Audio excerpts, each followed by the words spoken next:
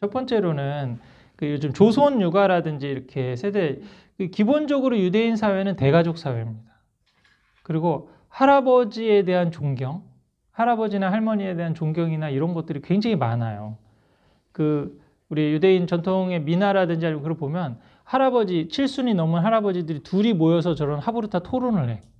그러니까 노인과 연장자는 제대로 된 전통사회면은 훨씬 더 지혜가 많고 경륜이 많으니까 존경을 받아야 되거든요. 근데 그렇지 못한, 특히 현대 산업사회적인 사회에서 나타나는 거는 뭐 할아버지 할머니가 컴퓨터도 못 하시고 뭐 최근에 있는 트렌드도 모르고 그러니까 대화가 안 되고 소통이 안 된다 이렇게 되잖아요. 그 근본적인 거는 아빠는 주식책 보고 애들은 공룡책 보는 데서부터 시작을 해요. 뿌리는 부모랑 자녀랑 같이 공유하는 컨텐츠가 없어서 그렇거든요. 이게. 근데 왜 유대인 사회에서는 할아버지 할머니들이 존경을 받을까요? 계속 토론하는 주제가 뭐죠? 토라 탈무드죠. 할아버지는 몇 년 공부했어요? 70년. 아빠는 40년. 애는 10년. 그럼 어디가 더 깊이 있고 어디가 더 큰 깨달음이 나와요? 이게? 아까 제가 시간이 없어서 사실 얘기를 못 했는데 안식일이 금요일 날 해 떨어지고부터 토요일 날 해 떨어진다라고 그랬죠. 근데 보통 하루의 시작을 해가 뜨고서부터 해가 질 때를 하루의 시작으로 보지 않아요? 근데 여기는 안식일의 시작을 해가 떨어질 때부터 시작을 하는 거예요. 왜 그럴까요? 아까 유대인들이 하는 모든 거에 다 성경적 근거가 있다고 그랬죠. 혹시 성경, 우리 그 성경을 읽어보셨거나 아니면 관심 있으면 한번 창세기를 한번 찾아보세요. 창세기 1장에 뭐라고 되냐면 저녁이 되고 아침이 되니 첫째 날이라. 저녁이 먼저인 거예요.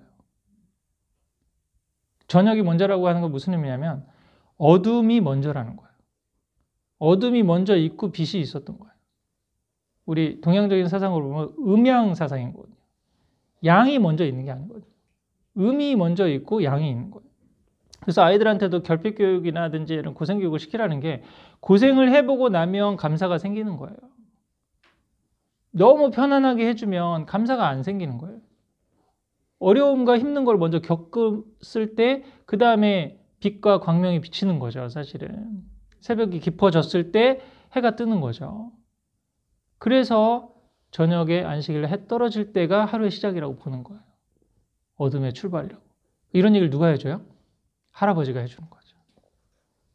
아빠적인 수준에서는 야 지금 안식일 해 떨어지고부터 이렇게 안식일이야. 그 애가 갑자기 물어봐서 근데 아빠 해가 뜨고 해가 질 때가 하루 시작이 이렇게 하는 게 아니야?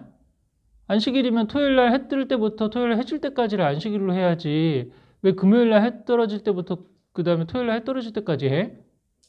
아 진짜 그러네? 왜 그래? 아 생각지 못했던 건데 막 그런데 그 아버님 이거 어떻게 된 거죠? 아 내가 너 어렸을 때 가르쳐줘야 되는데 깜빡 잊고 안 가르쳐줬던 거구나. 지금 손자가 물어보니까 지금 그거는 이렇게 된 거야. 라고 이렇게 설명을 해주는 거지. 할아버지, 역시 할아버지. 70년 동안 이 탈무드 토론을 하신 할아버지를 넘어설 수는 없어. 이런 정도가 되니까 자연스럽게 그런 전통이라든지 아니면 어른들에 대한 존경하는 마음들이 집안 어른들의 목소리에 귀를 기울이게 되고 이런 게 자연스럽게 되는 거예요. 근데 우리가 그게 좀 상실된 시대에 지금 살고 있거든요. 근데 그거를 없어졌다고 그냥 한탄만 할 게 아니라 우리 때부터 이제 만들어 가는 거죠. 그래서 뭔가 새롭게 하나하나 좀 아이들하고 그런 실천을 좀 해보시면 되겠고요. 그런 부분에서 지금 엄마 아빠가 지금 바빠가지고 약간 조선 육아를 하고 그러는 거는 굉장히 좋은 기회라고 보거든요. 보통 이제 그렇게 얘기하잖아요. 지금도 이게 유대인 자녀 교육이라든지 하브르타 얘기를 하고 그러면 초등학교 고학년 이상이면 무슨 얘기가 나오냐면 애가 벌써 머리가 커가지고 하자고 그러다 안 한대. 들지가 않고 그래서 이미 늦었다고. 좀 중고등이고 늦고 그랬다고 그런 얘기 많이 하거든요. 그러면은 이미 이제 아이하고 좀 소통이 많이 안 되고 그렇게 했으면 이제 막 아이를 막 바꾸려고 하고 막 설득하려고 그러기보다 그냥 아이는 아이대로 좀 두고 장기적인 포석을 하셔야 돼요. 손자와 손녀를 노려야 되겠구나. 지금 애는 근데 지금 할아버지 할머니 입장에서 좀 부모가 바뀌어가지고 손자 손녀를 맡기고 이렇게 해준다 그러면 완전히 기회죠.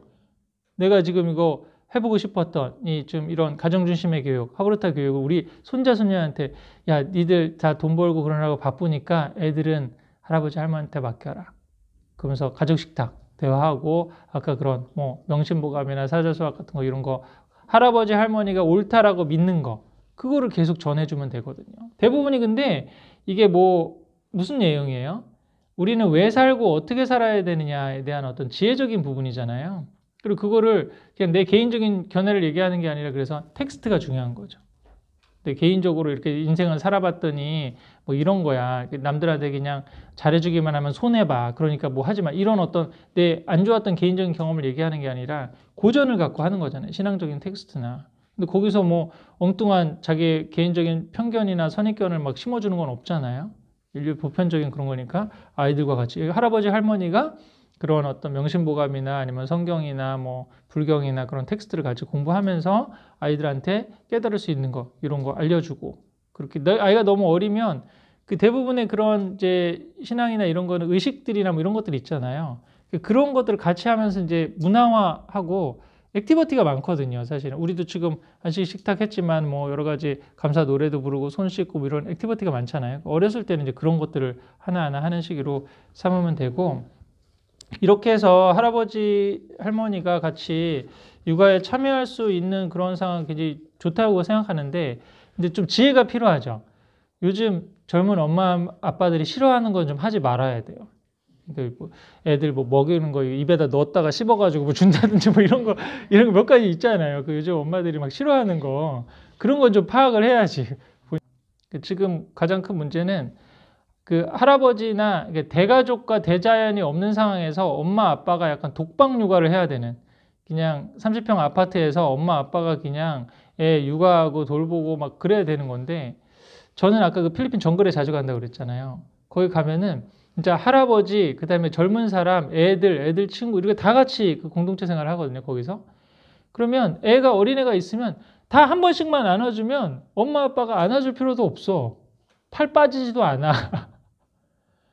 이게 없는 상황에서 진짜 좁은 아파트 갇힌 데서 뛰지 마, 소리 지르지 마, 하지 말라는 거 하면서 이렇게 지금 애들을 키워야 되는 게 지금 현대 산업사회에서 애 키우는 게 더 힘든 거예요. 그래서 대가족과 대자연이 없는 상황에서. 그런 상황에서는 이제 나름대로의 방법들을 찾아가야 돼. 뭐 이런 이제 양육이나 뭐 책이나 심리나 뭐 이런 거 보면서 아이들과 공감 대화를 하고 어떻게 하고 또 뭐 될 수 있으면 자연 속에서 나가서 놀 수 있는 아까 시골적인 환경에 살 수 있는 이런 것들을 시도해 보고 그러는 수밖에 없는 거죠.